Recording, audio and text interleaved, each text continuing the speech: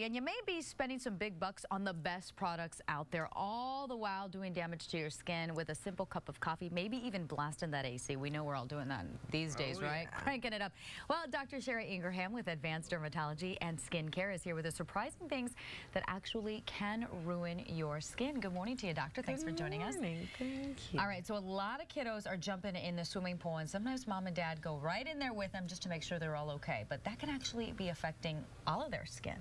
Yeah, you know, our skin barrier doesn't like harsh chemicals. So what you want to do as soon as you get out of the pool is obviously rinse it off, right? That makes sense. Studies have even shown that if you apply a good barrier before you get in the pool, sunscreen, we'd hope that'll help. And then actually research has shown if you apply an antioxidant like vitamin C rich products after you get out of a chlorine rich environment, it will bind to the chlorine and take some of the chemicals off. So you want to look for washing your skin with a soap-free cleanser when you get out of the pool and then applying a vitamin C rich cream. Does aloe vera work as well? No, that's more for burns. Okay. All right, well, we got a lot to cover here. So this one is a little scary. A cup of coffee. I mean, we're all guilty. I had 3 this morning already. So what do you got to tell me? Everything in moderation. I mean, you got to have 1 cup of coffees, and studies have shown it really helps your brain and your cognitive function. But when you drink too much caffeine, too much tea, things that dehydrate you, it actually pulls fluid out of your body and out of your skin. So you want to hydrate. For every cup of coffee, drink a cup of water. Okay, good to know. The other thing is, when I got my cup of coffee this morning, the guy says, "You want some sugar?" I said, "No." And that might be a good thing, right? I didn't even know it. Yeah, sugar is something we're really learning more about and how damaging it is to the skin. So sugar binds to collagen and forms something called advanced glycation in products.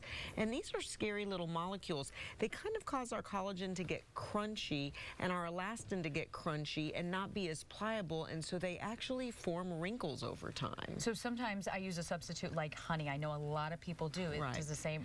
Honey is sugar-based, but it's not that refined sugar, so you want to avoid refined sugars, prepackaged sugars, you know, what's in all of those foods that you try and avoid in the vending machine. Okay, let's talk about some salt, sodium. You know, I associate that with the word bloating. Right.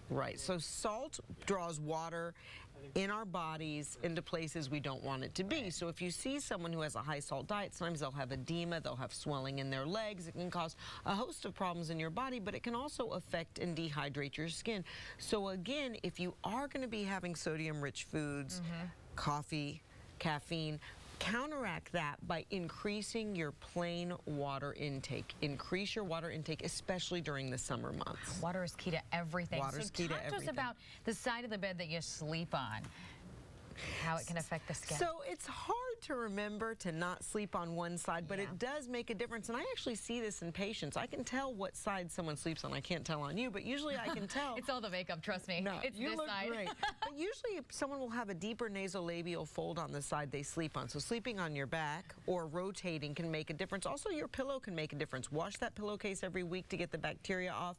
Some doctors say using a satin-based pillowcase is better than cotton, but as long as you're turning your sides, that's the most important thing. Okay, blasting the AC. I think we're all doing this these days with the hot and humidity. So think about the environment and think about your skin. The more you turn the AC higher, the more cold you make the air, the more water gets pulled out of the environment. So the humidity drops and your skin gets dry, and your skin barrier actually loses moisture that way. So you can do a couple of things.